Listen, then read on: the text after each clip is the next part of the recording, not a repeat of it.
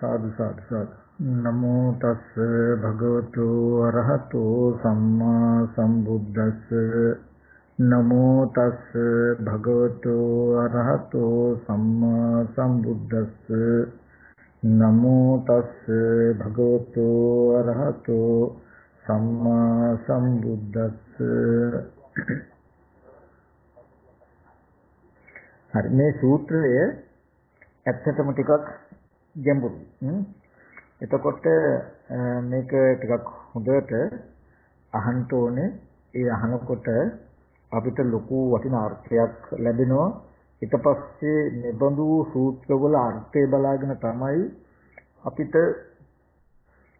මේ ප්‍රතිපදාව කියන ටික ගොඩනගන්නේ. ඒ නිසා මේ දැන් පැහැදිලි කරලා දෙන්න යන සූත්‍රය හැම දිනකටම මතක් කරන්න පුළුවන් තරම් හොඳට අහගෙන ඉන්න, හිත කොහාටවත් යන්න නොදී, වෙනත් අරමුණකට යන්න නොදී ඕනකමින් අහගෙන ඉන්න කියලා. එතකොට මේ සූත්‍රයේ තියෙන්නේ බුදුරජාණන් වහන්සේ දේශනා කළ ත්‍රිපිටක ධර්මයේ සංයුක්ත නිකායේ තුන්වෙනි කාණ්ඩයේ තියෙන්නේ. එතකොට කන්ද සංයුත්තේ අත්දීප වර්ගයේ තියෙනවා සමනුපස්සනා කියලා සූත්‍රය. මෙන්න මේ සමනුපස්සනා සූත්‍රයේ ගොඩාක් හොඳ ගොඩාක් වටිනා අර්ථයන් පැහැදිලි කරලා දෙන සූත්‍රයක්. එතකොට මෙන්න මේ සූත්‍ර දේශනාව හොඳට අහන්න කියලා මතක් කරනවා. බුදුරජාණන් වහන්සේ දේශනා කරනවා සවැත් නුවර වැඩ ඉන්න කාලයේදී යේහිකේක වික්‍රේ සමනාවා බ්‍රාහ්මනාවා අනේක විහිතං අත්තානං සමුනුපස්සමානා සමුනුපස්සන්ති සබ්බේතේ පංච උපාදානස්කන්ධේ සමුනුපස්සන්ති ඒතේ සංවාඤ්ඤතර. බුදුරජාණන් වහන්සේ දේශනා කරන මහණෙනි යම් කිසි ශ්‍රමණයෙක් වේවා බ්‍රාහ්මණයෙක් වේවා නොඑක ආකාරයෙන් ආත්මයක් ගැන මෙනෙහි කරනවා නම් ඒ හැම කෙනෙක්ම මේ පංච උපාදානස්කන්ධයක්ම මෙනෙහි කරනවා. එහෙම නැත්නම් පංච උපාදානස්කන්ධයම ආත්ම විදිහට මෙනෙහි කරනවා. ඒ තේ සම්මානිත කරන්නේ නැත්නම් එහි එක් එක් කොටසක් හෝ මෙනෙහි කරනවා කියලා. එතකොට මේ ලෝකේ යම් කිසි ශ්‍රමණයෙක් හෝ බ්‍රාහ්මණයෙක් හෝ ආත්මයක් ගැන මෙනෙහි කරයි නම් ඒ අය මෙනෙහි කරන්නේ මේ රූප වේදනා සංඥා සංකාර විඥාන කියන මේ පංච උපාදාන ස්කන්ධයක්ම ආත්ම විදිහට මෙනෙහි කරනවා.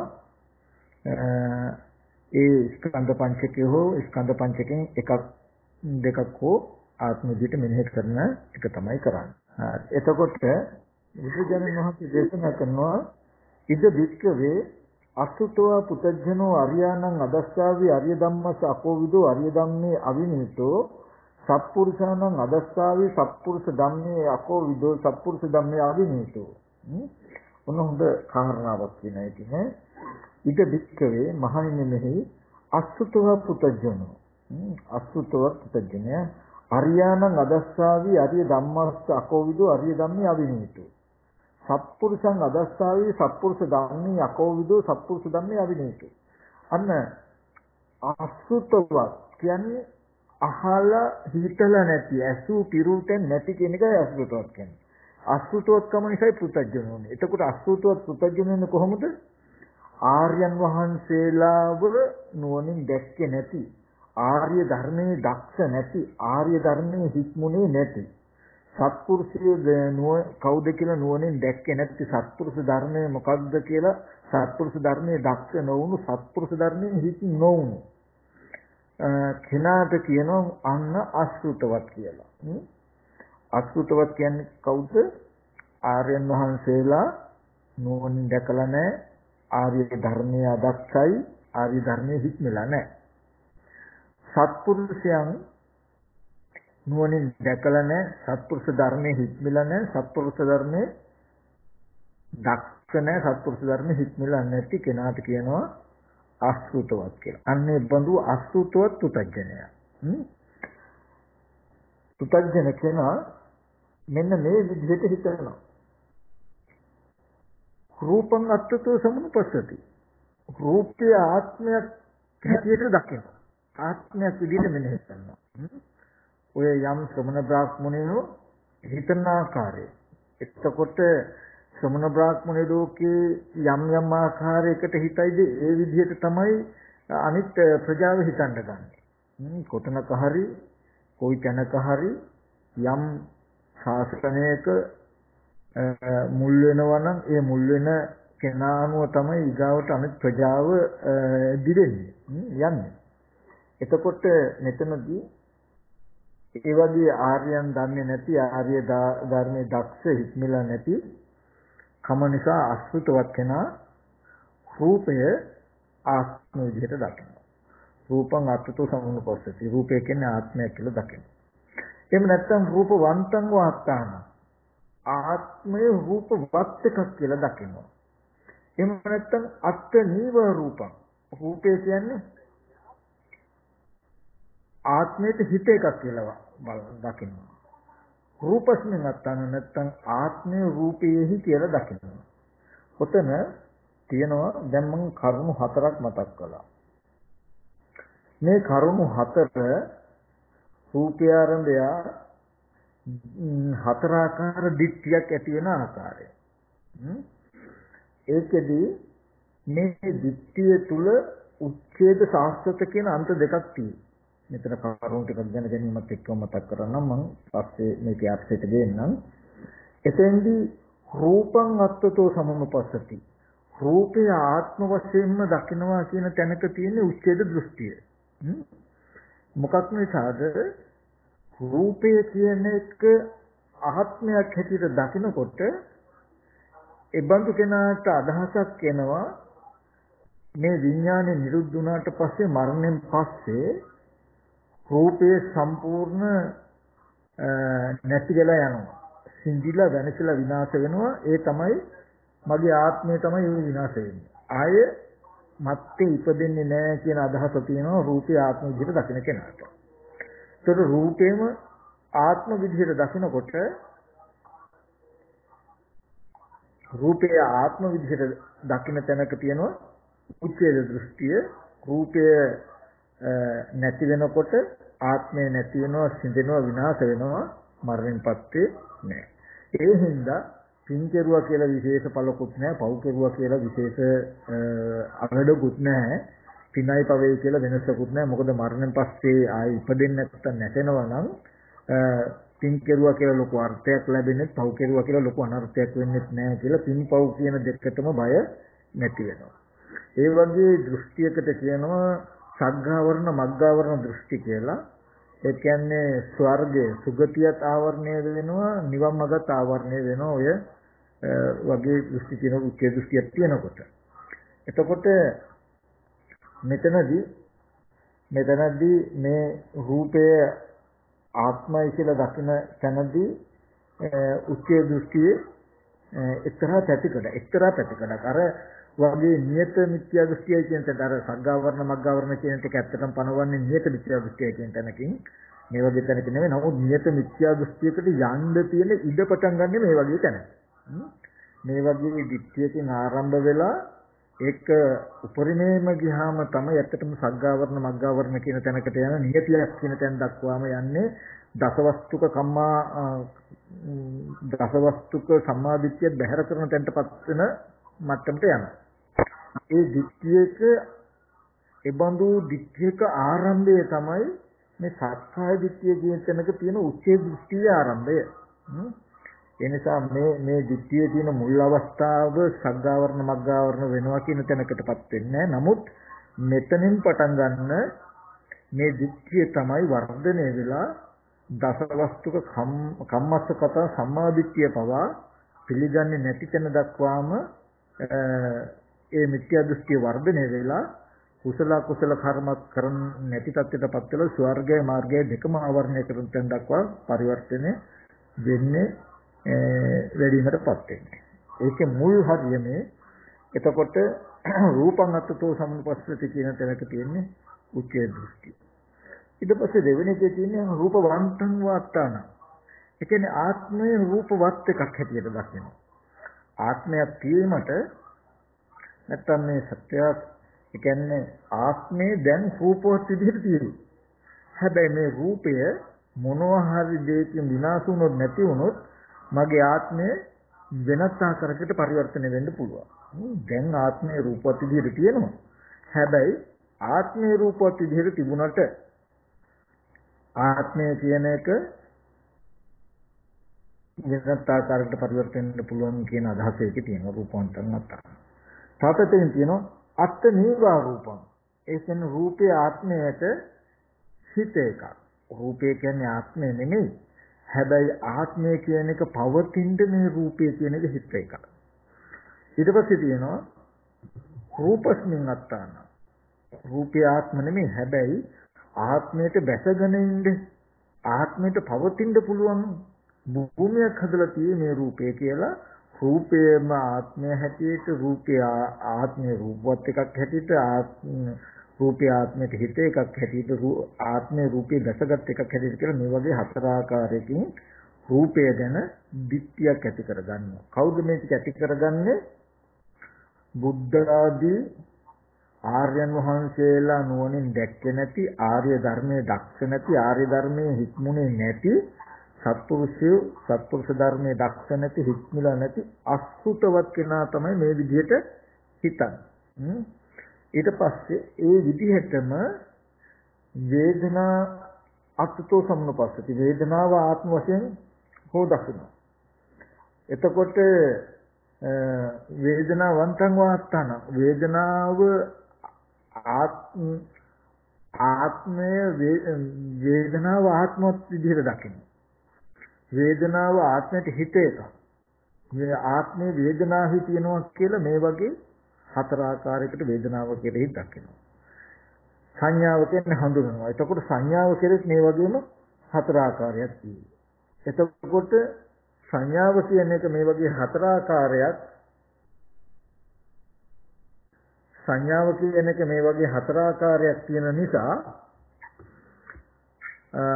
විඥානයේ සංකාරය කියන එකත් විඥානය කියන එක මේ වගේම අර රූපය ගැන කිව්වා වගේ හතර ආකාරකින් තියෙනවා. මෙන්න මේකට කියනවා 20 ආකාර සක්කාය දිට්ඨිය කියලා. රූපය ගැන, වේදනාව ගැන, සංඥාව ගැන, සංඛාරය ගැන, විඥානය ගැන ඒ ධර්මීය ආත්මවත් විදිහට හෝ ආත්මයට හිත හෝ ආත්මවත් එකක් හෝ ආත්මයේ එහි පිහිටා තියෙන විදිහට හෝ දකින්නවා කියන මේ බඳු අදහස් හැම වෙලාවෙම ඇති වෙනවනම් ඇති වෙන්නේ අසුතවත් කෙනාට. අසුතවත් කියලා කියන්නේ බුද්ධ ආදී සත්පුරුෂයෝ බුද්ධ ආදී ආර්යයන් වහන්සේලා නුවණින් දැක්කනම් සත්පුරුෂ ධර්මයේ අහලා ඒකේ දක්ෂණ ඒකේ හික්මිලා තියෙනවා නම් එයා කවදාවත් රූපේ මේ විදිහට හිතන්නේ හෝ හඳුනගන්නේ නැහැ. වේදනා සංඥා සංකාර විඥාන කියන ටික මේ විදිහට හිතන්නේ හඳුනගන්නේ නැහැ. නමුත් ඒ බුද්ධ ආදී ආර්යයන් වහන්සේලා නුවණින් නොදැක්කා වූ ඒ ධර්මයේ අහලා දක්ෂ නොවුණු ඒ වගේම එහි හික්මුනේ නැති එකේ ප්‍රතිඵලයක් තමයි අසුතවත් කියන එක. ඒ අසුතවත් කෙනා හිතන ආකාරය තමයි මෙන්න මේ විදිහට නැත්තම් හැඟීම් පවත්වනවා මෙන්න මේ විදිහට රූපේ තමයි මේ මගේ ආත්මයම.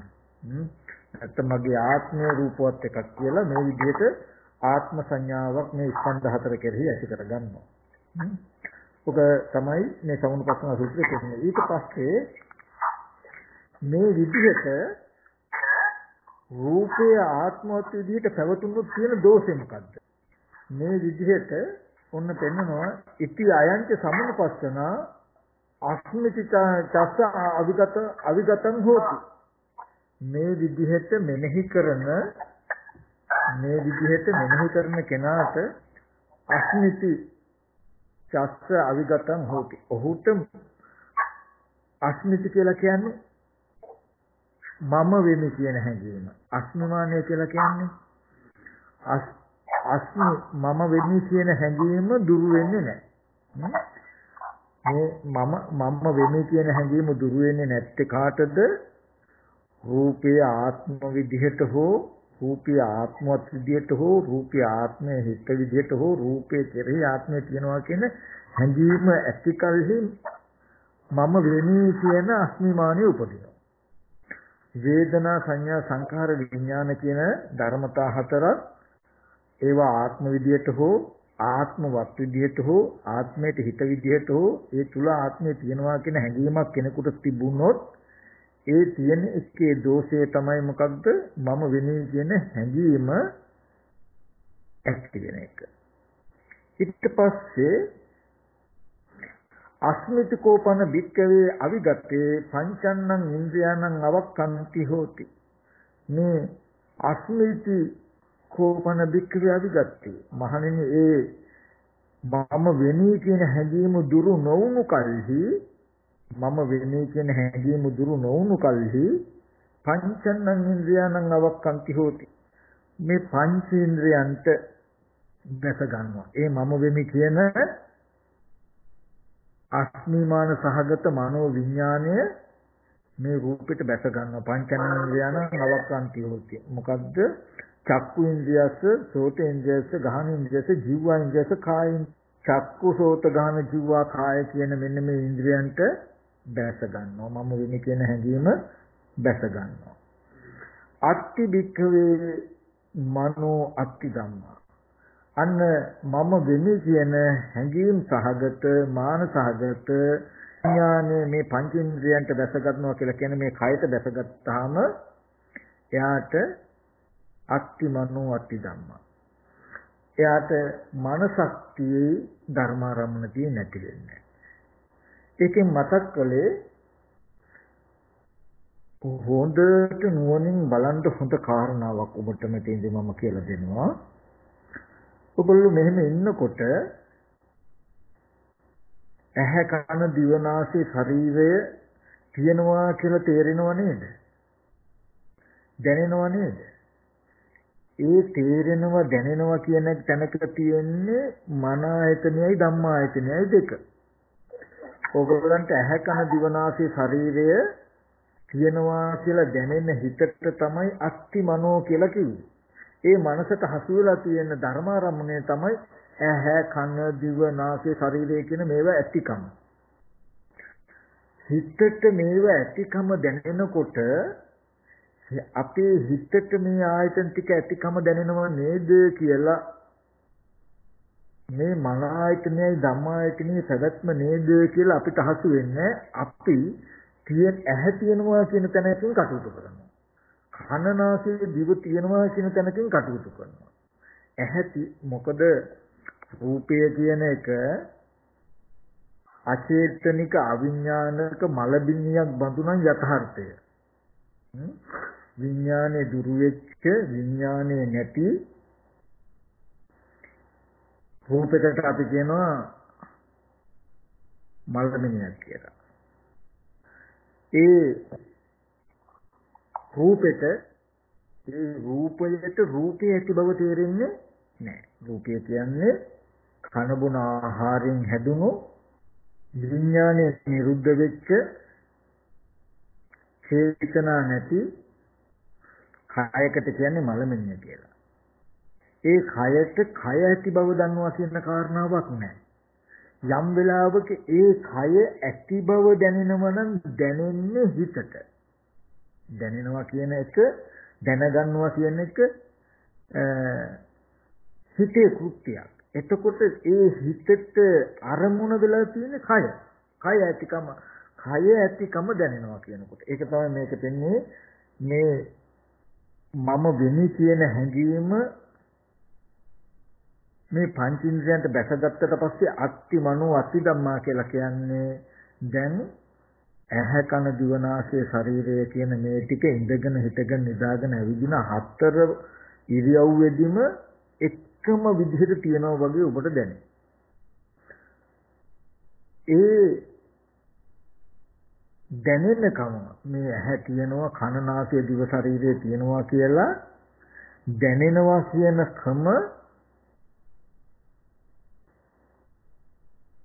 මනෝ නැත්තම් සිත. ඒ දැනෙන කම දැනෙන්නේ සිතට. සිතට දැනෙන්නේ මොකද්ද? ධර්මාරම්මණය මොකද්ද? ඇහැ ඇතිකම, කන නාසය දිව ශරීරය ඇතිකම. ඔන්න ඔය විදිහට ආයතන ටික ඇතිමකම තියෙනකොට අත්ති අවිද්‍යා ධාතු. එතකොට දැන් අවිද්‍යා ධාතුවේ පිහිටලා තියෙනවා අවිද්‍යා ධාතුව තියෙනවා කියලයි කියන්නේ.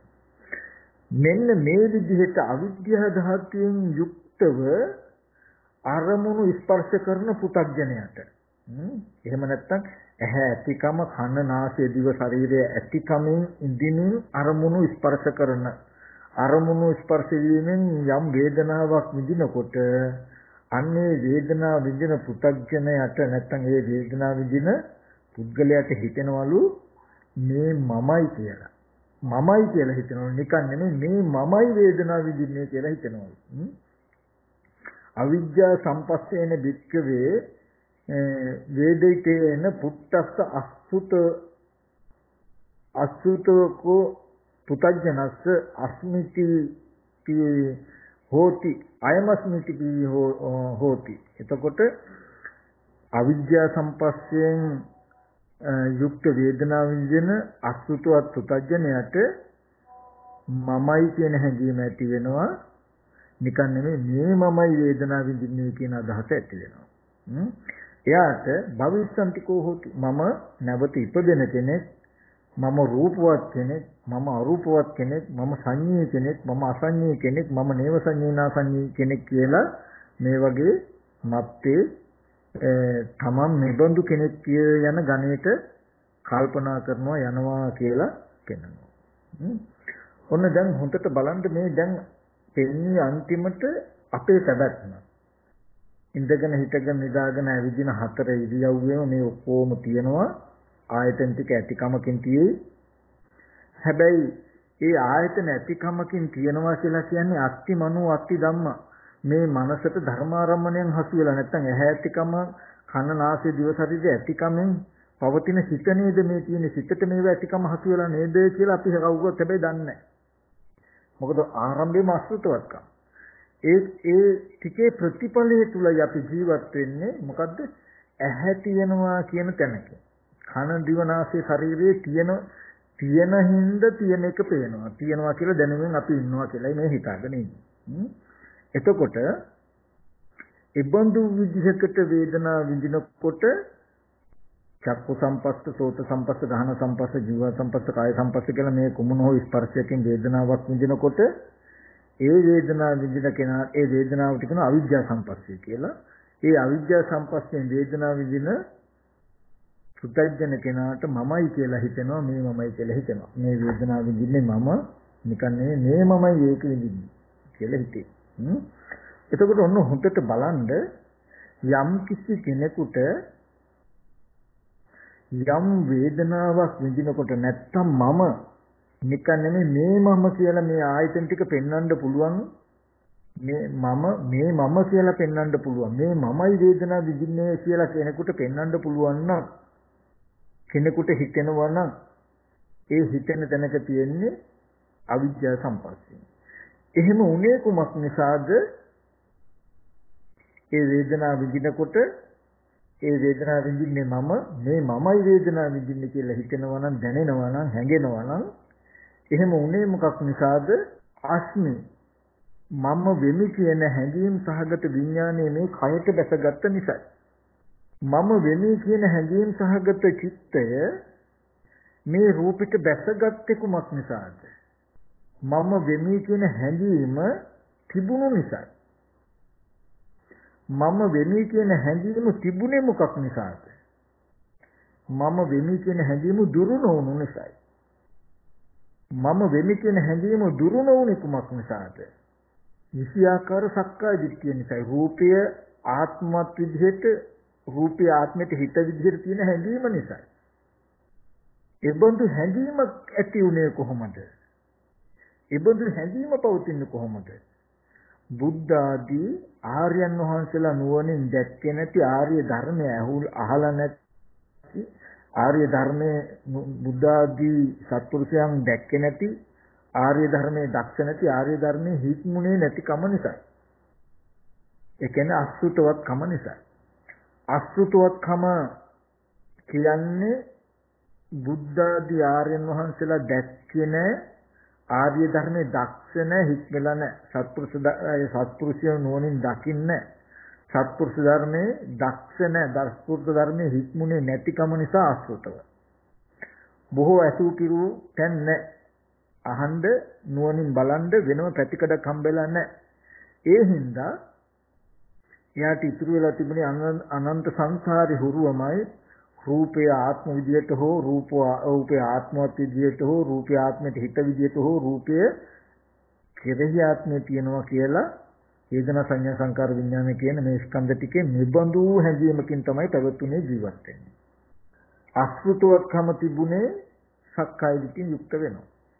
මේ විෂයාකාර සක්කාය දිට්ඨිය පිරෙන්නේ පුරවන්නේ මම වෙමි කියන හැඟීම උපදිනවා. හැඟීම දුරු වෙන්නේ. මම වෙමි කියන හැඟීම දුරු නොවුනහම මම වෙමි කියන හැඟීම් සහගත විඥානයේ මේ පංචින්ද්‍රයන්ට චක්කුසෝත ගන්න ජීව කාය කියන පංචින්ද්‍රයන්ට බැස ගන්නවා. හරියට මාළුවෙක් හැමක් ගිල්ලා වගේනේ. ඒතකොට මම වෙමි කියන හැඟීම ගිල්ලාම කෙලින්ම මේ කෝට්ටයක් ඇඳගත්තා වගේ. එතකොට එයාට මම කියන හැඟීම තියෙන සිත ඔක්කාන්ති නාම රූපං නාම ධර්ම අරමුණු කළ රූපයට බැසගත්තට පස්සේ දැන් කය මම වෙනවා. එතකොට මම කියන හැඟීම රූපයට බැසගත්තට පස්සේ අත්තිමනෝ අත්ති ධම්ම ස්පර්ශ ආයතන 6 හටගෙන නිරුද්ධ වෙනවා. පෙනෙන දේ හටගෙන නිරුද්ධ වෙනවා. ඇහෙන දේ හටගෙන නිරුද්ධ වෙනවා නෙමෙයි. පෙනෙන්නේ ඉස්සෙල්ලත් ඇහක් තිබුණා. තියෙන ඇහිම රූපයක් දකිනවා. දැක්කට පස්සෙත් ඇහැ තියෙනවා. අහන්න ඉස්සෙල්ල කන තිබුණා. තියෙන කනින් ශබ්දයක් ඇහුවා. ඇහුවෙන් පස්සේ කන තියෙනවා. රූපයක් හටගෙන නැති වෙනවා. ශබ්දයක් හටගෙන නැති වෙන්න පුළුවන්. හැබැයි ඇහැ කන දිවනාසය ශරීරය කියන මේ ටික නම් එහෙම හටගෙන ඉපදිලා පැවතිලා නැති වෙනවා කියන සිද්ධියක් වෙන්නේ මේ ටික ස්ථීරවම තියෙනවා. කියන හැඟීමක් තමයි දැනෙන්නේ. ඒ බඳු තැනකින් තමයි ජීවත් වෙන්නේ. ඒ ටික ස්ථීරවම තියනවා වගේ දැනෙනවා කියන ක්‍රම ඇති වෙලා තියෙන්නේ මනසට නේද? දැනෙන්නේ මනසට නේද කියලා කවදාවත් අපිට හිතිලත් නැහැ. අපි හිතන්නේත් නැහැ. ඒ දැනෙනකම මනසයි දැනුණු ඇහැ කන දිවනාසය ශරීරය කියන ටික මනසට ආරම්මණය නේද ධර්මාරම්මණය නේද කියලා අපි දන්නෙත් නැහැ. අපි ඒ මනස ධර්මාරම්මනවත් දෙකේ හටගත්තු කෘත්‍ය තුල ජීවත් වෙනවා. ඒ කියන්නේ ඇහැ කන දිවනාසය ශරීරය තියෙනවා කියන තැනකින් ඊගාවට උපද්දවනවා. මෙන්න මේ විදිහට මනස ධර්මාරම්මණයත් ඇති කලෙහි එයාට අවිද්‍යා ධාතුව තියෙනවා කියලායි කියන්නේ. දැන් හටගෙන නැති වෙනවා කියලා හෝ ආයතනයන්ගේ අනිත්‍යතාවයක් පෙනෙන්නේ නැහැ. ආයතනයන් දුක් බවක් අනාත්ම බවක් පේන්නේ කෙලින්ම ඇහැ මගේ වෙච්ච තැනකින්මයි තියෙන්නේ. කන දිවනාසය ශරීරය මගේ වෙච්ච තැනකින්මයි තියෙන්නේ. එතකොට කියනවා අවිද්‍යා ධාතු කියලා.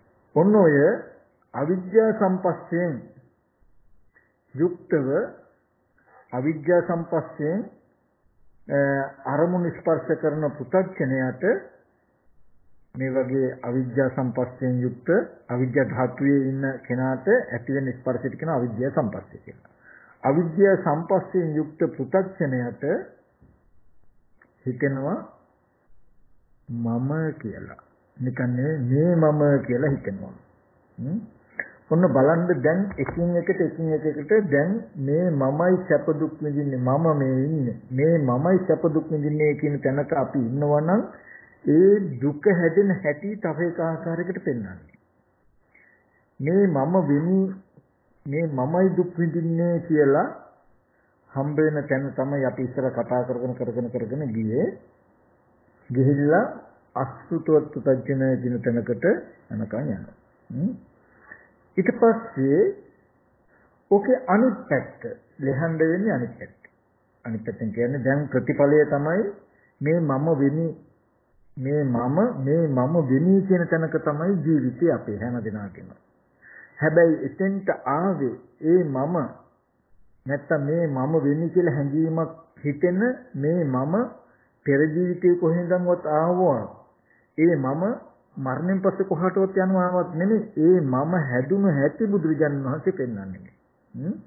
ඒ දුක් විඳින මම ඒ දුක් විඳින පුද්ගලයා අවාසනාවන්ත මම අවාසනාවන්ත මගේ ආත්මේ හැදුන හැටි තමයි මේ තථාගතයන් වහන්සේ පෙන්වන්නේ.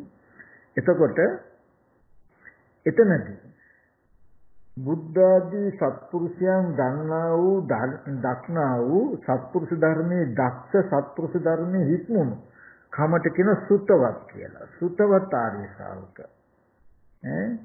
සුතවත් ආර්ය ශ්‍රාවක. සුතවත් කියලා කියන්නේ හොඳට අහලා හිතලා තියෙන නිසා. අසු පිරුතෙන් ඇති. හොඳට අහලා හිතලා තියෙන.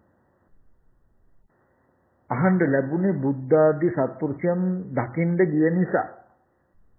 බුද්ධ ආදී ආර්යයන් වහන්සේලා දකින්න ගිය නිසා. ආර්ය ධර්මය අහන්න ලැබුණා. ඒ ආර්ය ධර්මයෙන් කියලා දුන්නේ මොකක්ද? යම් රූපයක් තියෙනං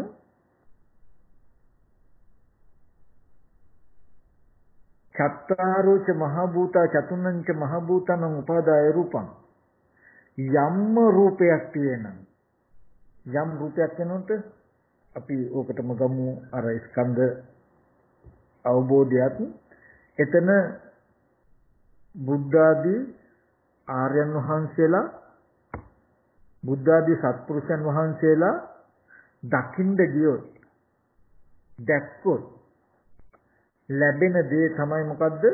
සද්ධර්මයේ දක්ෂ වෙන්න පුළුවන්. ඉස්සෙල්ලාම සද්ධර්මයේ අහන්න ලැබෙනවා. සද්ධර්මයේ අහන්න ලැබෙනවා කියලා කියන්නේ මොකක්ද?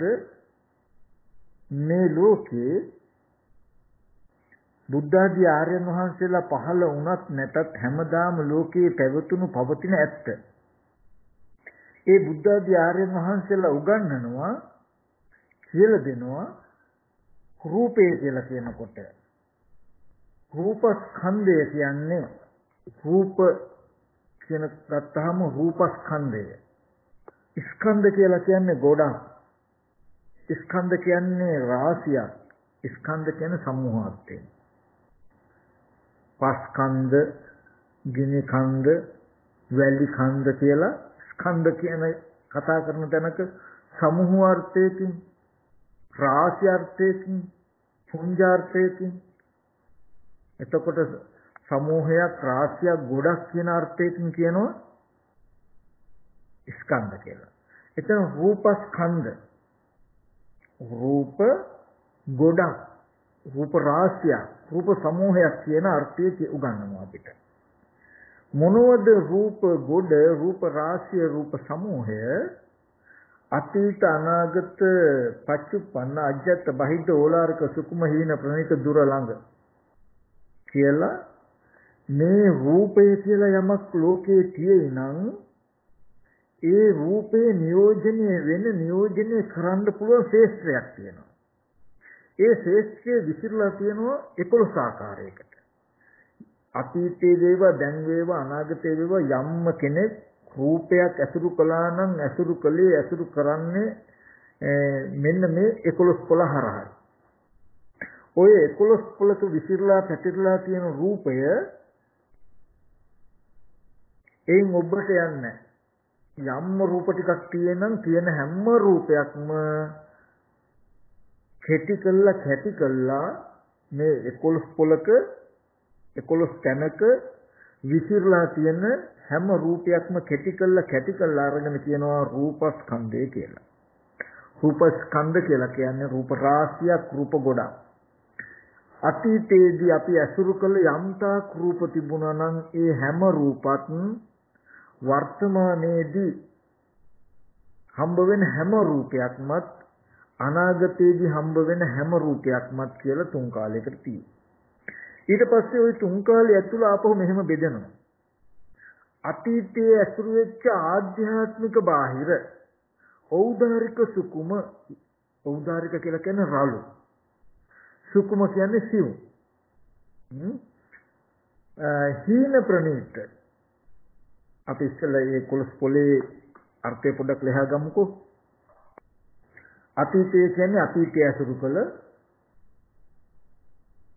යම්තාක් හටගෙන නිරුද්ධ වුණා වූ ඉපිද නැති වුණා වූ අතීතය අනුව ගියා වූ අතීත අංශයට ගියා වූ සිහි කිරීම පමණක් කළ හැකි රූප තියෙනං ඒ රූප වලට කියනවා අතීත රූප කියලා. තාම නොපෙමිනි පහළ නොවූ නොහටගත්තා වූ අනාගත වූ අනාගත අංශය අනුව ගියා වූ මතුවේ කරන්න හදන රූපයක් ගැන අපි හිතයි නම් ප්‍රාර්ථනා කරයි නම් කතා කරයි නම් එබඳු රූප තාම නූපන්නා වූ නොහටගත්තා වූ රූපයක බලාපොරොත්තුවක් වන රූප තියෙනං එබඳු රූප අනාගත වර්තමානයක දැන් උපන්න හටගත් පවතින ඇසුරු කරන රූප තියෙන මේ රූපට කියන පච්චුප්පන්න රූප වර්තමාන. ඖදාරික කියලා කියන්නේ රළු. ඖදාරික කියලා කියන්නේ රළු කියන එක. ඒ කියන්නේ ඇහැ කන දිව නාසය ශරීරය රූප ශබ්ද ගන්ධ රස පොට්ටබ්බ කියලා මේ පංචායතන මේව ගත්තම රළු රූප. ඊගාවට ධම්මායතනේ පරියාපන්න රූපතියේ ඉත්ත්‍ින්ද්‍රි රූපේ පුරුෂේන්ද්‍ර රූපේ ජීවිතේන්ද්‍රි රූපේ කාය විඤ්ඤාප්ති රූපේ වාක් විඤ්ඤාප්ති රූප කියලා සියුම් රූප සුකුම රූප ටිකක් තියෙනවා. අපි උපාදාය රූප උපාදායන්ගේ අරවත් උපාදාය තමයි උපාදාය මහඹුත නමුත් ඒ උපාදාය රූප වල සුකුම රූපයක් තියෙනවා. ධම්මායතනේ පරියාපන්න සුකුම කියලා කියන්නේ ඒකේ අවබෝධය හරිම දුෂ්කරයි අපහසුයි ඉතාමත්ම සිව්. චේතනා මාත්‍රයෙන් වෙනස් වෙන මට්ටමේ රූප. ඒක ධම්මායතනේ පරියාපන්න රූප කියලා කියන්නේ සිතුවිලි මාත්‍රයෙන් උපදින සිතුවිලි මාත්‍රයෙන් වෙනස් කරන්න පුළුවන් වන විදිහේ දකින්න කිසි වෙලාවක අල්ලන්න බැරි සිව් රූප තියෙනවා. අපි නිකමට දත්තු තීනෙන් පෙනෙන රූප වගේ එතකොට මේ රූප වලට කියන සිව් රූප කියලා. කිතියෙන් ගත්තාම ඉන්ද්‍රිය රූපය පුරුෂේන්ද්‍ර රූපය එතකොට රූප ජීවිතේන්ද්‍රිය කාය විඤ්ඤාප්ති රූපේ වාග් විඤ්ඤාප්ති රූපේ එතකොට අවකාශ ධාතු රූපස ලහුතා මුදිතා කම්මඤ්ඤතා කියලා පෙන්වන සිව් රූප ටිකක් තියෙයි. අන්න ඒ ටික දකින්න සිව් රූප කියලා. මෙන්න මේ වගේ සිව් රූප ඖදාරික සිව්. ඒක ඖදාරික සිව් බව ඒ ධර්මතාවයට සාපේක්ෂව අපි කියමු මනුෂ්‍යයන්ගේ මට්ටමේ ආහාරය රළු දෙවියන්ගේ මට්ටමේ ආහාරය සිව් දෙවියන්ගේ මට්ටමේ ආහාරය රළු ඒට දුක්ඛඥන්ගේ මට්ටමේ ආහාරය සිව් මේ විදිහට ඒ පැවැත්මට අනුව ආහාරයේ ඖදාරික සුකුම බව දත යුතුයි. ඒ වගේ මේ අරමුණු වලත් ඒ ධර්මතාවයන්ට සාපේක්ෂව ඖදාරික සුකුම බව දත යුතුයි. කන බොන බත්පාන් කව්පි මුන්නට වගේ තැනකට සාපේක්ෂව කිරි ටිකක් බටර් ටිකක් වගේ දෙයක් ගත්තොත් සුකුම. ඒකට සාපේක්ෂව සියුම් ආහාර උජාවක් තියෙන සුකුම යන්නේ ඒ වගේ ඖදාරික සුකුම බව ඒ ධර්මතාවයට සාපේක්ෂව දත යුතුයි. එතකොට ඖදාරික සුකුම සීන ප්‍රණීත කියලා කියන්නේ ලෝකයා විසින් පිළිකුල් කරන, බැහැර කරන, නිඳා කරන, අවමන් කරන රූප තියෙනම් ඒ රූප වලට කියනවා හීන රූප කියලා. ප්‍රණීත රූප කියලා කියනවා ලෝකයා විසින් පිළිකුල් නොකරන, අවමන් නොකරන, නිඳා නොකරන, ප්‍රාර්ථනා කරන, සතුටු වෙන, කැමැති වෙන රූප. තියෙනම් ඒවට කියනවා ප්‍රණීත රූප කියලා. දුර රූප කියලා කියනවා තමන්ට ආසන්නේ නොවු ගොඩාක් ඈතින් පවතින රූප. ළඟ රූප කියලා කියනවා කාය ප්‍රතිබද්ධ රූපයේ ඉඳලා තමන් අපට තියෙන ආසන්න රූප. මේ විදිහට පෙන්වන්නේ මොකටද? යම් කෙනෙකුට රූප කියලා යමක් තියෙන ඇසුරු වෙන්නේ මෙන්න මේ පරාසය තුල. ඔය විදිහට පෙන්නලා මේ 11 පොලක හැම තැනකම තිබුණු රූප තිබුණනම් තිබුණේ තියෙනවනම් තියෙන්නේ චත්තාරෝච මහා භූතා චතුර්ණංච මහ භූතානං උපාදාය රූපං. පඨවි ආපෝ තේජෝ වායෝ කියන සතර මහා ධාතු සහ සතර මහා ධාතු නිසා පවත්නා උපාදාය රූපයි කියලා බුදුරජාණන් වහන්සේ විග්‍රහ වාක්‍යයෙන් රූපය පෙන්වනවා. මේ 11 පොළම ආවරණය වෙන්නේ 11 පොළ හොඳට විස්තර කළා. මේ 11 පොළ කියන තැනකින් ආවරණය වුණාම මේ 11 පොළේදී පොළ 11 තැන විසිරලා තියෙන පැතිරලා තියෙන සියලුම රූප ටික කැටි කළා අරගෙන රූපස්කන්ධයයි කියලා කිව්වා. රූපස්කන්ධය කියලා කියන්නේ රූප ගොඩක්, රූප රාශියක්, රූප සමූහයක්. ඒ කියන්නේ මේ සියලුම තැන් වල තියෙන රූප වල අර්ථය එකතු කළා. ඒ හැම රූප ටිකම එකට එකතු කළා, කැටි කළා මිටියකට බැඳලා රූපේ කියන එකට අර්ථයක් දෙන ඔය ඔක්කොම රූප සතර මහා ධාතු හා උපාදාය රූපයි කියලා. ඔන්න දැන් මේකෙන් කියන්නේ අපි හිතාගෙන හිටියේ මිනිස්යන්ගේ රූප තියෙනවා, දෙවියන්ගේ රූප තියෙනවා, බ්‍රහ්මයන්ගේ රූපේ තියෙනවා, නිසත්තුන්ගේ රූප තියෙනවා, දෙමව්පියන්ගේ රූප, සහෝදරයන්ගේ රූප, නැත්නම් යාළු මිත්‍රයන්ගේ රූප, තිරසංගත සත්තුන්ගේ රූප කියලා මේ වගේ අපි අතීත අනාගත දෙකේ අපි අසුරු කරන්නේ රූපවල පුද්ගල සංඥාවේ ආත්ම සංඥාවේ. නමුත් බුදුරජාණන් වහන්සේ මේ යථාභූත ස්වභාවයේ ස්කන්ධ අර්ථය, රාශි අර්ථය, සමූහ අර්ථය අර්ථ ගන්වලා ඒ ස්කන්ධ ඒ තැන් වල තියෙන ඔක්කොම ටික කැටි කළා පෙන්නනවා. චත්තාරෝච මහ භූතා චතුර්ණංච මහ භූතං උපාදාය රූප. සතර මහා ධාතුයි සහ උපාදාය රූපයි කියලා. ඊට පස්සේ දැන් මේ කාටද මේ ටික ලැබෙන්නේ? බුද්ධ ආදී ආර්යයන් වහන්සේලා දකින්න ගිය සත්පුරුෂයන් දකින්න ගිය කෙනාට දැන් ওই විදිහට දැන් අහන්න ලැබෙනවා. ඉස්සෙල්ලා අසෘතවත්. එයා ගියා ආර්යයන් දකින්න, සත්පුරුෂය දකින්න ගියා. දකින්න කියන ඇසුරට ගියා. හම්බ වෙන්න ගියා. සම්බන්ධ වෙන්න ගියා. පෛරුපාසනය කරන්න ගියා. ගියාම සද්ධර්මය අහන්න ලැබෙනවා කියලා කියන්නේ රූපේ කියන එක ඔන්න ඔය විදිහටයි කියලා රූපය කියන එක ස්කන්ධාර්ථය ධාතු අර්ථය පෙන්නලා මහ භූතය සහ උපාදාය රූපයි කියලා පෙන්වනවා. පෙන්නලා මහ භූත කියන්නේ ඇයි? තව ටිකක් ඒක විග්‍රහ කරලා දෙනවා. මොකද යම් තාක් ප්‍රශ්න, යම් තාක් ගැටලු, යම් තාක් අනවබෝධය තියෙද ඒ තාක් ඒ ටික දුර වෙන තාක්.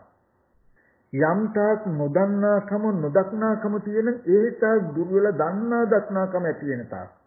යම් තාක් අසෘතවත්කම තියෙන ඒක ටික දුර වෙලා සෘතවත්කම ඇති වෙන තාක්. තමන්ව දක්ෂයෙක් කරනවා. ඒක තමයි සත්පුරුෂ ධර්මයේ, සත්පුරුෂයන් දැකීමේ, ආර්යයන් දැකීමේ තියෙන වටිනාකම. ඊගාවට අර 11 පොළක ඇති තියෙන රූප සතර මහා ධාතු සහ උපාදාය රූපයි කියලා ප්‍රධාන මාතෘකාව වශයෙන් රූපය හඳුන්වලා දුන්නා. ඊට පස්සේ නිर्देश වශයෙන් විස්තර කරනවා සතර මහා ධාතු කියලා කියන්නේ මොකක්ද? පඨවි ධාතු, ආපෝ ධාතු, තේජෝ ධාතු, වායෝ ධාතු. මේ සතර මහා ධාතුයි. උපාදාය රූපය කියලා කියන්නේ මහ භූතයන් නිසා, මහ භූතයන් ඇසුරු කරගෙන මහ භූතයන්ගෙන් වෙන් නොවි පවතින, මහ භූතයන් නිසාම පවතින රූප ටිකට කියන උපාදාය රූප කියලා. උපාදාය කියන්නේ ඇසුරු කරගෙන පවතින රූපයි කියලා නිर्देश වශයෙන් පෙන්නනවා. ඊට පස්සේ ඒක තව පැත්තකට තරගම ගිහිල්ලා පාටිනිर्देश වශයෙන් වඩාත් විස්තර කිරීම වශයෙන් පාඨවි කියලා කියන්නේ තද රළු කාර්කස ස්වභාවයක් තියෙන ආධ්‍යාත්මික බාහිරව කෙනා ඉන්න වටපිටාවල සමාන කළා. යාචිකාච අජ්ජත්තිකාච පඨවි ධාතු බාහිරාච පඨවි ධාතු රේවේස. ආධ්‍යාත්මික පඨවි ධාතුව බාහිර පඨවි ධාතුව තියෙන මේ දෙක සමාන කළා පෙන්නනවා හොඳට. පඨවි ධාතුවේ පඨවි සංඥාව ඇති කරගත්තට පඨවිය පිරිසිඳ දකින්න නැතිකම හින්දා මම ආයනය කරන්න පුළුවන්. මම කියලා හිතන්න පුළුවන්. හින්දා පඨවිය පිරිසිඳ දකින්න විදිහට උගන්වනවා. කොහොමද ඊට පස්සේ බුදුරජාණන් වහන්සේ පෙන්නනවා පඨවි කියලා කියන්නේ තද රළු කාර්කස ස්වභාවය. යමක් දරාගෙන ඉන්න පුළුවන් කමේ කෘත්‍යයක් කරන තද රළු කාර්කස ස්වභාවයට පඨවි කියලා කියනවා. ස්වභාවය. ඔකට අපි පඨවි කියනකොට සමහර විටක පාලි භාෂාවක භාෂාවෙන් පෙන්වන මේ ධර්මයේ අර්ථය අපිට ඒ විදිහට ඇඟට දැනෙන්නේ නැති වෙන්න පුළුවන්. නමුත් මේ අර්ථයට 100%ක්ම සමාන කරන්න බැරි වුණාට අපේ භාෂාවෙන් කතා කළොත් අපි පොළොව කියලා කිව්වොත් පස් කියලා කිව්වොත් ඇත්තටම පස් කියන අර්ථයට වඩා පඨවි කියලා කියන තවත් ඒ අර්ථයම ගොඩාක් ගැඹුරට අරගෙන ගිය යථාර්ථයක්. නමුත් අපි ගත්තොත් පස්දිය ගිනිසුලන් කියන තැනක මේ වගේ මේ අපිට නිකන් පස්දිය ගිනිසුලන් කියන තැන ගත්තාම කිසි වෙලාවක සත්‍යයේ පුද්ගලෙක් කියලා හිතෙන්නේ නැහැ. ඒ වගේම ආත්මයක් කියලා හිතෙන්නේ නැහැ. ඒ වගේම ආත්මයට හිත කෙනෙක් හිත දෙයක් කියලා හිතෙන්නේ නැහැ. ආත්ම වද්දයක් කියලා හිතෙන්නේ නැහැ. ආත්මය එහි ඇතුලේ තියෙනවා කියලා හිතෙන්නේ නැහැ අපිට පස් ටිකක් ගත්තොත්. ජලය කියලා අපි ගත්තොත්, ගින්න කියලා ගත්තොත්, වාතය කියලා ගත්තොත් අපිට කිසි වෙලාවක ඒක ආත්මයක් හෝ ආත්මයට හිත දෙයක් නෙමෙයි ඒක ස්වභාව ධමයක් කියන එකම හිතනවා මිසක අපිට බලෙන්වත් හිතට පොවන්නවත් බෑ. ඒ වගේ අපිට ඔහොම දැනෙන අර්ථයෙන්මයි පාලියෙන් පටිවි කියනකොට තියෙන අවබෝධය දැනෙන අවබෝධය. එතකොට අතීත අනාගත වර්තමාන කියන 11 පොළේම තිබුණේ සතර මහා ධාතුවේ කියන පඨවි ආපෝ තේජෝ වායෝ කියනකොට පස්දිය ගිනි සුලං කියන හතරයි ඒ හතර නිසාම පවතින ලක්ෂණ ටික ලක්ෂණවත්තු ඒ බඳු මහ භූතයන්ගේම ලක්ෂණ ගති ටිකක කුයි තිබුණේ කියලා කිව්වා වගේ නිකන්. මම ඒ ටික මතක් කළේ අපිට පඨවි ආපෝ තේජෝ වායෝ කියනකොට සමහර විටක හිතට අර්ථය හැඟෙන්නේ නැත්තම් නගා ගන්නට බැයි නම් නගා ගන්නට අපහසුයි නම් ඒ වගේ වෙලාවකදී අපි සිංහලෙන් ඒ වචනය සමාන කළා. සමර්ථනය කළොත් පස්දිය දිනසුලන් හතරයි කියලා කිව්වා වගේ. පස්දිය දිනසුලන් කියන හතර කිව්වොත් කිසි වෙලාවක අපිට හිතෙන්නේ නැහැ ඒක ආත්මවත් විදිහට හෝ ආත්මයට හිත විදිහට හෝ ආත්මවත් එකක් හෝ එහි ආත්මයක් තියෙනවා කියලා ඒක ස්වභාව ධර්මයක්මයි කියලා හිතනවා වගේ මේ 11 පොලක තිබුණු රූපේම පස්දිය දිනසුලන් හතරයි කියලා පෙන්වුවා වගේ අර්ථයකින් තමයි පෙන්වුවා වගේ නෙමෙයි ඒ බඳුම අර්ථයක් තමයි අපිට සිංහලෙන් ওই විදිහට හැංගෙනකොට පාලිය බුදුරජාණන් වහන්සේ පාලියෙන් දේශනා කරනකොට ඉස්සර ඒ කාලේ ආයත ওই විදිහටයි ගන්නේ. පඨවි කියන එකේ අර්ථය තව පස් කියලා අපි කතා කරන දෙයිනුත් ඔබට විහිදිලා ගිය ලොකු අර්ථයක් ගෙනත් දෙනවා. අපි පස් කියන තැනක වචනය බොහොම ගන්න අර්ථය දල වැඩි, රළු වැඩි. ඒකත් එක්ක ඇතුළත්ව ඒනුත් ඔබට ගිය තද කාර්කස රළු ලක්ෂණය දක්වාම අරගෙන යනවා. අපිට පඨවි කිව්වහම නිකන් පස් පිටක් කළුගල් කැටයක් මතක් වෙන එක නෙවෙන්නේ. ඇත්තටම ඒක තමයි. නමුත් ඒක නෙමෙයි ඕනම තැනක තද ස්වභාවය කියන තැන දක්වාම අරගෙන යනවා මේ පඨවි කියන එක. ඔන්න ওই විදිහට පඨවිය කියන එක පෙන්නලා ආපෝව කියලා කියන්නේ ගලන වැగిරෙන බැඳෙන ස්වභාවයයි කියලා පෙන්වනවා. තේජව කියලා කියන්නේ දවන, තවන, දිරවන, පැසවන ස්වභාවයයි කියලා පෙන්වනවා. වායුව කියලා කියන්නේ හමන, පිඹෙන, හැකිලෙන ස්වභාවයයි කියලා මේ ධාතු හතරත් හොඳට පෙන්වනවා. පෙන්නලා මේ ධාතු හතර ඇසුරු කරගෙන පවතින රූප උපාදාය රූප කියලා කියන්නේ උපාදාය කියලා කියන්නේ ඇසුරු කරගෙන පවතින නිසා පවතිනවා. උගර මම උලන් විස්තර කියලා තියෙන උගන්ලා තියෙනවා අපි දික්තියක චිත්‍රයක් ඇඳුවොත් චිත්‍රය කියලා කියන්නේ උපාදාය රූපයක්. උපාදාය කියලා කියන්නේ ඇසුරු කරගෙන පවතිනවා. දික්තිය ඇසුරු කරගෙන පවතිනවා. එතකොට චිත්‍රයට කිසි වෙලාවක දික්තිය නැතුව ඉන්න බෑ. හැබැයි දික්තියට පුළුවන් චිත්‍රය නැතුව ඉන්න. ඒ වගේ මේ උපාදාය රූපය කියන එකට කිසි වෙලාවක මහ භූත ටික නැතුව ඉන්න බෑ. මහ භූතයන්ගේ මේ උපාදාය රූප. ඒ කියන්නේ මේ දික්තියම චිත්‍රය.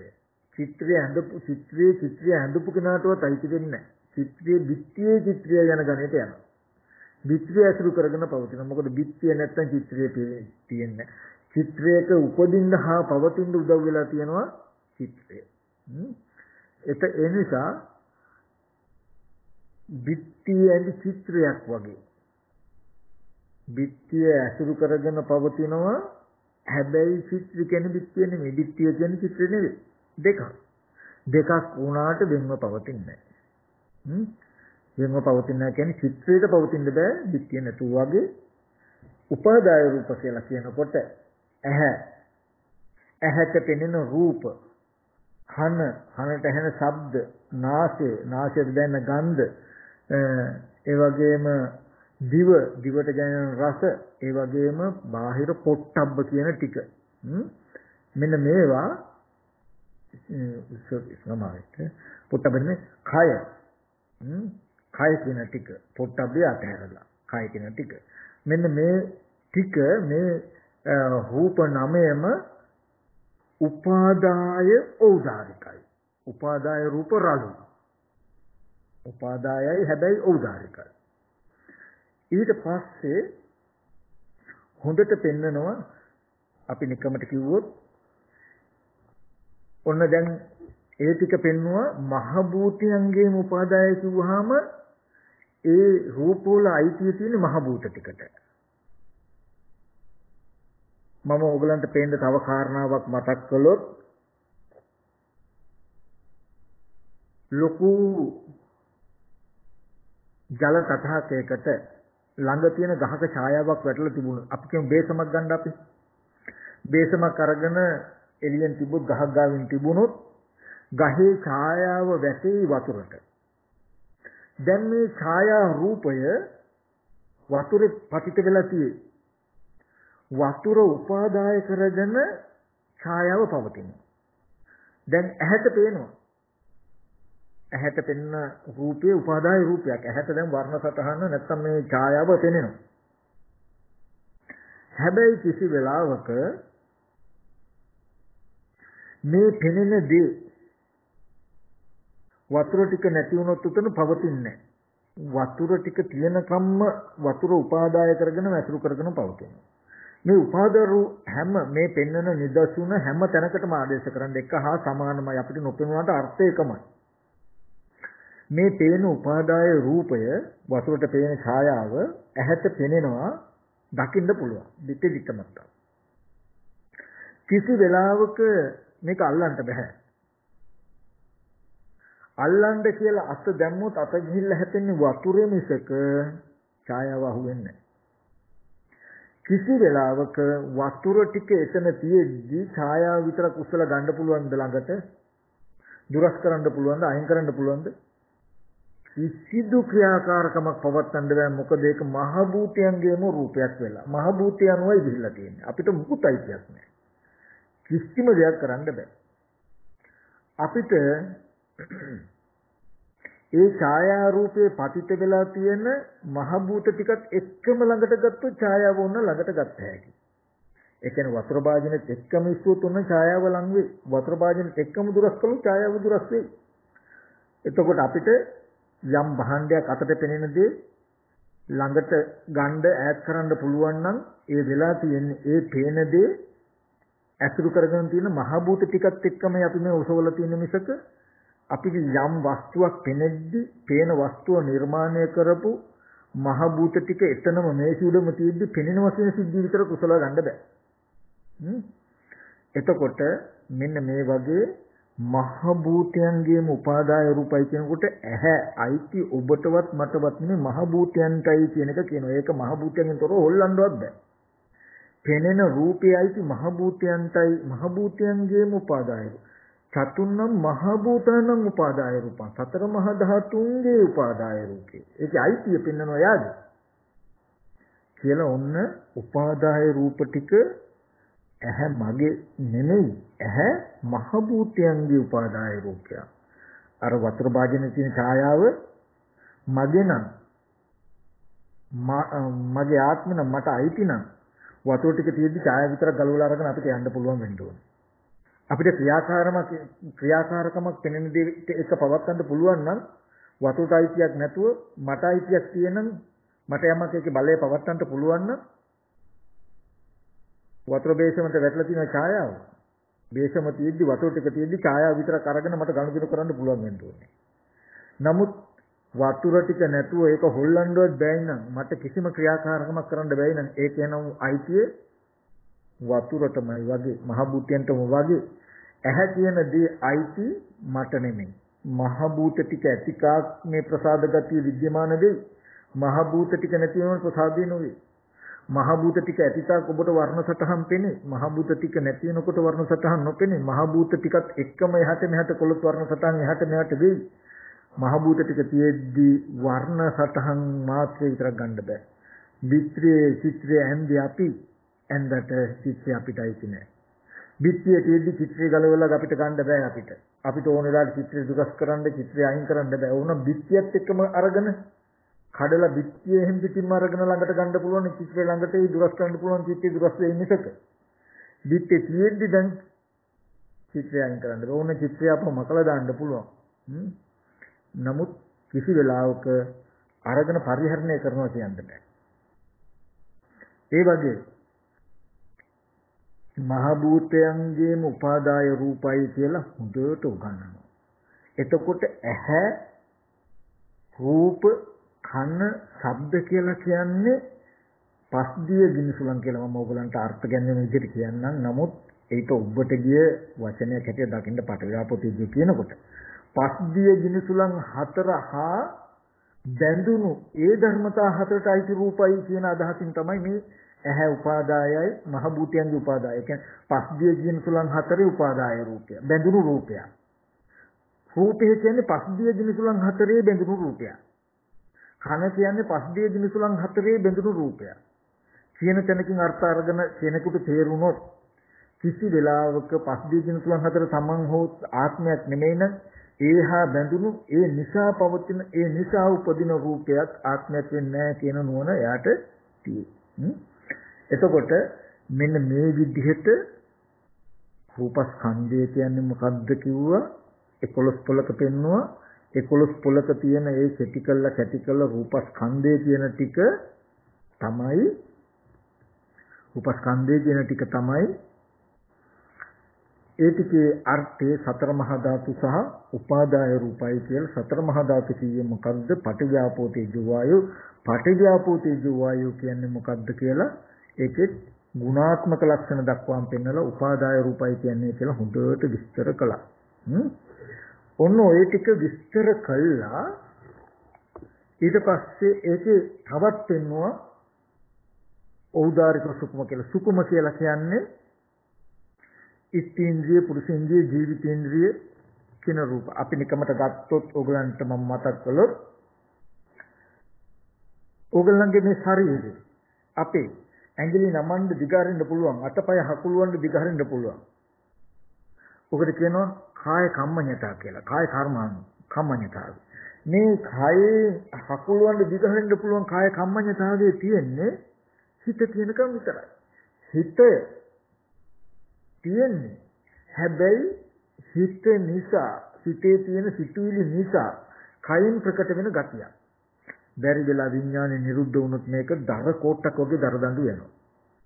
ඒකට බලන්න මේ අතපය හකුලවන්න දිගහරින්න පුළුවන් කියන හකුලවන්න දිගහරින්න පුළුවන් මොකද රූපයක්. අතපය ඇඟ ශරීරය.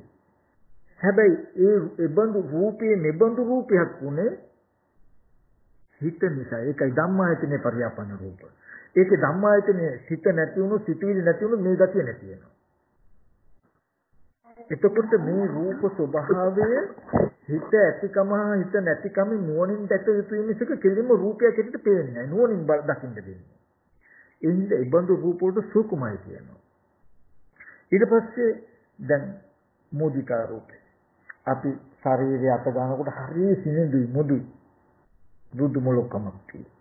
විඥානේ නිරුද්ධ වුණොත් රළු ගල් ගෙඩියක් වගේ කරකස වෙනවා. උඩ හිත නිසා මේ මට සිලුටුකම තියෙන්නේ. අන්න ඒ වගේ අර්ථයෙන් තමයි මේ සියුම් රූප ටික තියෙන්නේ. මෙන්න මේ හිතේ පවතින ගති ටික නිසා රූපේ හිත නිසා රූපේ යම් යම් වෙනස්කම් කරලා තියෙනවා. ඒකයි ඔය සියුම් රූප ටික හඳුනා නොගත්ත කමත් අපි රැවටෙන්න රූපී ආත්මයක් විදිහට හිතන්න තව උදව් වෙලා. මේ ස්ත්‍රියෙක් මේ පුරුෂයෙක් මෙයාගේ අතපය හරිය සිනිඳුයි මුදුයි මොලොක් කියලා අපි උපාදාය රූප ටිකේ අවබෝධ නැතිකම නිසා පුද්ගල භාවයකින් රැවටෙනවා. මේ වගේ සුකුම රූප ටික ඉගෙන ගත්තාම කෙනෙක්ගේ මුදුකම නෙමෙයි මේ ධම්මායතනේ පරියාපන්න මුදිතා රූපය නේද? අරය අතපය හකුලනොන් දිගහරනව නෙමෙයි. මේ කාය කම්මඤ්ඤතා රූපය නේද? මේ කයින් එහාට යනවා මෙහාට යනවා නෙමෙයි කාය කම්මඤ්ඤතා රූපය නේද? එතකොට කෙනෙක් වචන කතා කරනවා නෙමෙයි මේ වාචික විඤ්ඤාති රූපය නේද? එතකොට ඒ විදිහට අපිට මේ සිවුම් රූප ටිකත් හම්බුනහම හොඳට ඉගෙන ගත්තාම මේක සුකුම රූප. ඊට පස්සේ මේ 11 පොළේම තියෙන මෙන්න මේ මහ භූත සහ උපාදාය රූප කියන ටික හොඳට පෙන්වුවාට පස්සේ පෙන්නලා බුදුරජාණන් වහන්සේ දේශනා කරන මේ සියලුම රූප ටික හැදෙන්නේ කන බොන ආහාරය නිසා. දැන් හරි රූපය කෙනෙක් නෙවෙයි සතර මහා පස්දිය දිනසුලන් හතර තමයි. ඒ නිසා අසුරු කරගෙන පවතින රූප ටික ඇහැ කන දිවනාසය හරි ඒකත් මගින් මේකත් ඇයි සතර මහා ධාතුත්ම. හැබැයි මෙබඳු රූපය හැදුවේ ආත්මිකින් කියලා හිතෙන්න පුළුවන් කෙනෙකුට. ඒ නිසා රූපය හැදිච්ච හේතුවත් අනාත්මයි කියලා පෙන්වන බත් පාන් කවුපිමුන්නට කියලා මෙතන මෙබඳු අනාත්ම හේතුවක් නිසායි මෙබඳු රූපය හැදුනේ. මේ රූපස්කන්ධය එතකොට මේ රූපය කියලා හොඳට පෙන්නලා ඊට පස්සේ ඔන්න ඔය කාරණාව හොඳට පැහැදිලි කරනවා. ආර්යයන් වහන්සේලා දැක්කහම, දකින්න ගියාම, සත්පුරුෂයෝ දැක්කහම, දකින්න ගියාම ඔය විදිහට අහන්න ලැබෙනවා. දැන් මෙයා ටික ටික ශ්‍රුතවත් වෙනවා. අශ්‍රුතවත් කතාව නෑ ශ්‍රුතවත් වෙනවා. දැන් අහනවා. ඊට පස්සේ අහලා දැන් මෙයා අහපු දෙයට අනුව හිතනවා. ඒකෙන් සත්පුරුෂ ධර්මයේ දක්ෂයෙක් වෙන්න හදනවා. ආර්ය ධර්මයේ දක්ෂයෙක් වෙන්න හදනවා. ඒ කියන්නේ තද කාර්කස රළු ස්වභාවයේ තියෙන තැනක පටවි ධාතු නම් කෙස්ලොම් නියද සම්මස්නහර කියන මේ කොටස් 20ම පටවි ධාතුටයි කියන්නේ. ඒ කියන්නේ ඒක හරියට පස් වලින් හැදුණු කොටස් වගේ නෙමෙයි ඇත්ත ඒක. ටිකකට පස් කිව්වත් කෙස්ලොම් නියද ටිකට මම කිව්වොත් මම පස් ටිකේ තව පැත්තකට පස් කියලා පස් ටිකේ තව පැත්තකට මම කියලා නේද? මම පටිවියට පටිවිය කිව්වට පටිවිය මඤ්ඤණා කරන කෙනෙක් නේද කියලා අර මූලපරියාය සූත්‍රයේ තියෙන්නේ. ලෝකයා පටිවින් පටිතෝ සංඥානති. පටිවිය කියලා දන්නවා. හැබැයි පටිවින් මේති මඤ්ඤති. පටිවිය මමයි කියලා මඤ්ඤණා කරනවා. ඇයි ඒ? පටිවිය මේති මඤ්ඤති. පටිවියා මේති මඤ්ඤති. පටිවිස්මින් මඤ්ඤති. ඔය මේ කියපු ටිකමයි. රූපේ මම හැටියට රූපේ නිසා මම කියලා ඔය මේ පෙන්නපු විෂයාකාර සක්කාය දිට්ඨිය කියලා ඔය පෙන්නපු සිද්ධිය පෙන්නන්නේ. එයා අන්තිමට පටිවිය මමයි කියලා හිතනවා. පටිවිය නිසා මම කියලා හිතනවා. මගේ ආත්මය පටිවිය කියලා හිතනවා. ඇයි පටිවිය පිළිබඳ පිරිසිදු නොදැකීමයි කියනවා. පටිවිය කියලා කිව්වට පස් කියලා කිව්වට පස් වලට පස් කියලා කිව්වට ඒ පටිවියම කෙස්ලොම් නියද සම්මස් කියලා මේ වගේ සිවුම්වත් තියෙන්න පුළුවන් නේද කියන නුවණ යට නැහැ. නුවණ නැහැ. ඒ නිසා ඔන්න මෙයා හොඳට රූපය මේ විදිහට පෙන්වුවට පස්සේ සතර මහා ධාතුව කියන එක ගැන හොඳට හිතන ආධ්‍යාත්මික කොටස් ටිකට සමාන කරලා. පිට්ටෙන් තරව කියලා තියෙනනම් අනේ මේ හින මේක ජලය නේද ආපු ධාතුනේ කියලා හොඳට සමාන කරලා හිතලා දක්ෂයෙක් වෙනවා. එහෙම හිතලා ඊට පස්සේ එයාට සත්‍ය පුද්ගලික ආත්මයක් කියලා මෙච්චර කාලයක් දැකපු හැම රූපයක්ම ආධ්‍යාත්මික බාහිර හැම රූපයක්ම එදා ඉඳන් සත්පුරුෂයන්ගෙන් මේ සද්ධර්මය අහපු වෙලේ ඉඳලා සද්ධර්මයේ හිතලා දක්ෂයෙක් වෙච්ච වෙලේ ඉඳලා වෙනදා විදිහට රූපී ආත්මයක් හෝ රූපී ආත්මයට හිත එකක් කියන ගතිය හිතින්ද නොදෙන විදිහට අන්න රූපස්කන්ධය හොඳට නුවණින් පෙන්වනවා. මෙහෙම පෙන්වන්න මොකද වෙන්නේ? රූපී ආත්මවත් විදිහට හෝ රූපී ආත්මවත් එකක් විදිහට හෝ රූපී ආත්ම හිත විදිහට හෝ රූපේ කෙරෙහි ආත්මයක් තියෙනවා කියන අදහසක්වත් එයාට එන්නේ නැහැ. ඒ බඳු හැඟීමක්වත් උපදින්නේ නැහැ. මොකද එච්චර රූපය ගැන දන්නවා. ඒ බඳු විදිහේ රූපය ඇතිවෙච්ච හේතු ටිකක් දන්නවා. ඒ දන්න නිසා එයා හැම වෙලේම රූපය කියන්නේ මෙහෙම එකක් නේද තියෙන්නේ කියලා මෙනෙහි කරන්න ආධ්‍යාත්මික බාහිර ඇස් ඉදිරි පිටට රූපයක් හම්බ වුණා මේ රූපෙත් මහ භූත සහ උපාදාය රූපයි නේද?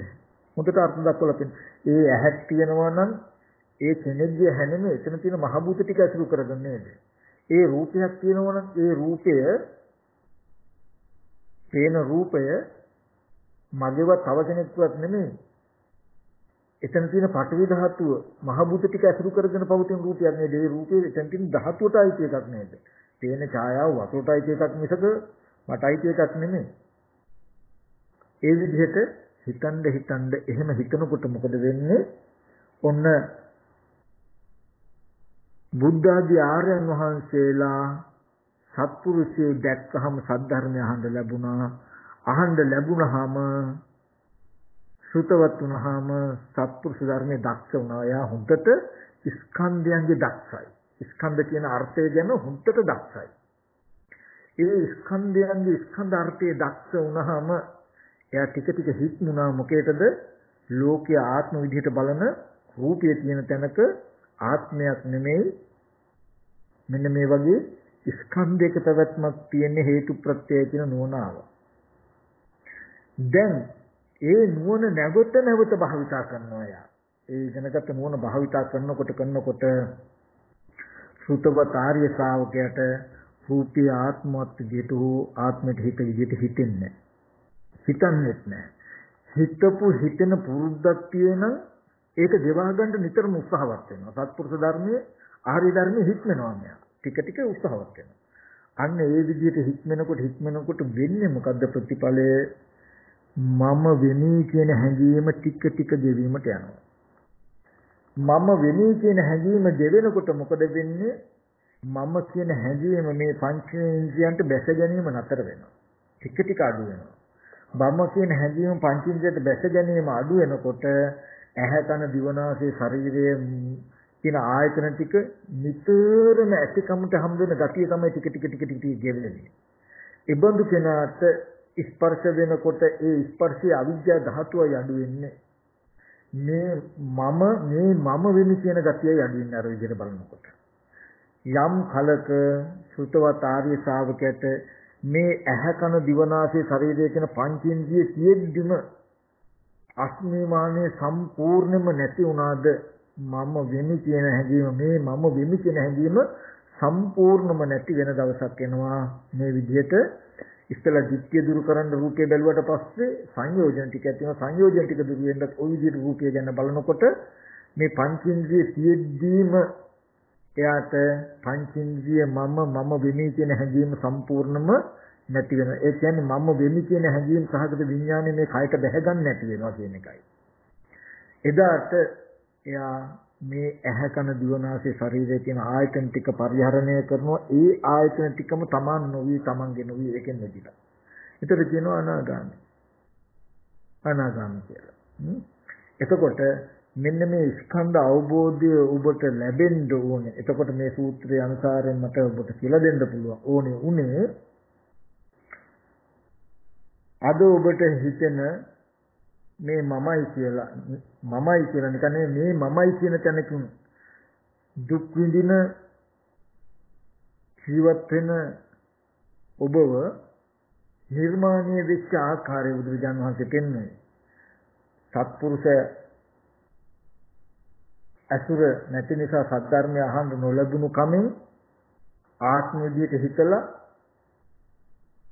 තණ්හාමාන කියන කෙලෙස් ටිකක් ඇති කරන්නේ ඒ කෙලෙස් ටික මේ ස්කන්ධ ටික බදාගත්ත එකටයි මේ දුක නැත්නම් මේ විදියට උනේ කියන කාරණාවත් පෙන්නලා සත්පුරුෂය අසුරු කළාම සද්ධර්මය අහන්න ලැබෙනවා ආර්යයන් වහන්සේ අසුරු කළාම ආර්ය ධර්මය අහන්න ලැබෙනවා ඊට අනුව දක්ෂයෙක් කියලා ඊට අනුව හික්මුණෝ ඒකේ ප්‍රතිඵලය තමයි මම වෙමි කියන හැඟීම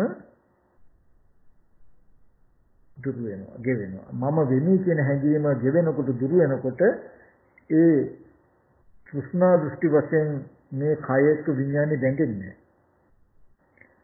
විඥානයේ මේ කයේ නොබැඳි කයෙන් මිදෙනවා ඒකට කියන අනුපාදා පරිණිරවාණය ඇහැ කන දිව නාසය ශරීරය කියන මේ ආයතන ටික උපාදාන වශයෙන් නොගෙන මිදෙනවා හිත මේ ඇහැ කන දිව නාසය ශරීරය කියන ආයතන ටිකට බැසගෙන එහි බැඳිලා පවතින එකට කියනවා උපාදානයි කියලා උපාදාන වුණාම උපාදාන ස්කන්ධ දුක්ඛ උපාදාන ස්කන්ධේ දුක් විඳින්න වෙනවා අස්මිමානේ දුරු වුණාම උපාදාන ගතිය හිත කයට බැස ගන්න කමෙන් මිදුනහම අනුපාදා පරිණිරවාණ උපාදාන වශයෙන් නොගෙන කෙලෙස් පිරිනිවිලා එතකොට උපාදාන ස්කන්ධයෙන් උපාදාන වෙලා ඇති වෙන සියලු දුක නිදහස් වෙනවා එතකොට මෙන්න මේ වගේ අදහසක් ගත්තාම මේ අදහස බුදුරජාන් වහන්සේ කාලේ නම් නිවන් දකින්න හොඳටම ප්‍රමාණවත්. ඊට පස්සේ එදා ඉඳලා එයාට ගොඩාක් බණ ඕනේ ගොඩාක් කාරණා ඕනේ කෙටි අවවාදයක් ඇති කෙටි අවවාදෙ පිළිතලා ප්‍රතිපදාව හදා ගන්නවා. ඒ කියන්නේ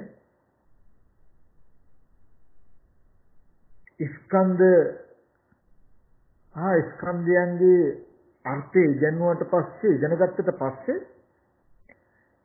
එයා අර්ථය පිළිගන්නවා. ඒ කියන්නේ හැම රූපයක්ම එතකොට දැන් ඒ 11 පොලේම යම් රූපයක් හම් වෙන ඔබට නිවන් දකින්න භාවනා කියලා ගොඩාක් දේ ඕනේ. දැන් මේ කාලෙදි ඔබට නිවන පිණිස පවතින කමඨහනකුයි මේකෙන් ලැබුණේ. ඔබට මුකුත් ජීවමාන බුදුරජාණන් වහන්සේ වැඩ හිටිය වගේ බුදුරජාණන් වහන්සේගේ පණිවිඩය tie හැම රූපයක්ම සතර මහා ධාතු සහ උපාදාය රූපයි කියලා රූපස්කන්ධයක් හැටියට ස්කන්ධ වශයෙන් අර්ථ ගන්නවලා ඒ කියන්නේ 11 පොලක තියෙන සියලු රූප ටික කැටි කළා ඉවරලා එකට ගොඩක් ගහලා මිටියක් බැඳලා ඒ ටිකේ හැම රූපයක්ම මහ භූතය උපාදාය රූපයි කියලා ඔබට පෙන්වුවා නම් දැන් ඔබට භාවනා කරන්න උත්තරේකුයි මේ දුන්නේ. ඒ කියන්නේ මේ 11 පුලේම ඔබට තියෙන ලෝකයේ ඇති වෙන විදිහට දුක ඇති වෙන විදිහට මගේ රූප මගේ ඇහැ කන දිව නාසය ශරීරය නැත්තම් තව පුද්ගලයේ කෙනෙක් සත්‍යයේ දෙයක් කියලා තමයි ඔබට පේන්නේ. අතීතයේ සිහි වෙන්නෙත් එහෙමයි. අනාගතයේ කියන්න කරන්න සිහි වෙන්නේ එහෙමයි. ඒ හැම 11 පොළානුවගේ හැම තැනකම රූප ටික ඔබ මේ මහ භූත සහ උපාදාය රූපයි කියන ටික පෙන්න ආත්ම සංඥාව ඇසුරු නොවෙන්න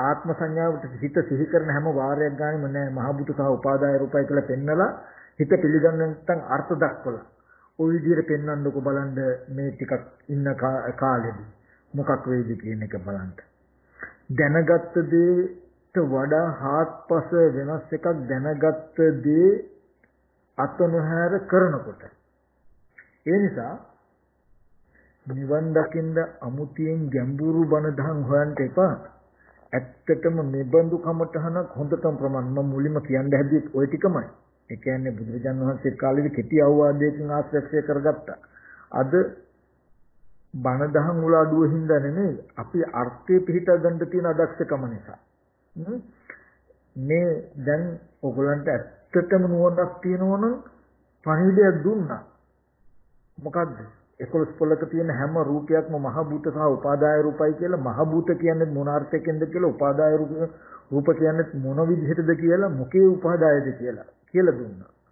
එතකොට ඒකෙන් කියලා දුන්නා මේ උපාදාය රූප කියන්නේ මගේ ඇහැ මගේ කන කියලා ගන්න බැහැ. උපාදාය රූප කියන්නේ මෙබඳු අර්ථයකින්.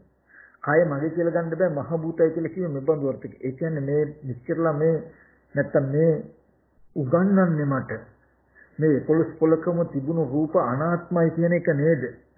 එහෙනම් මට සිහි දෙන්නෙම සිහි කරන්න පුළුවන්ම ආත්ම විදියට නම් මේ ආත්ම සංඥාව අයින් කළා ආත්ම සංඥාව නිසා එන සියලු දුක අයින් කරගන්න තියෙන යතුරු නේද මේ මට අනාත්ම සංඥාව. මේ මහ භූත සහ උපාදාය රූප කියලා කියන්නේ රූපේ අනාත්ම ලක්ෂණය මතු කරගන්න තියෙන කමඨහන නේද කියලා බලන්න ඕනේ. දැකලා කොච්චර වැහුවත් ඕගොල්ලන්ට අර්ථය ලැබෙන්නේ උච්චරයි. මේ හැම පොලකම තියෙන රූප ටික අනාත්මයි.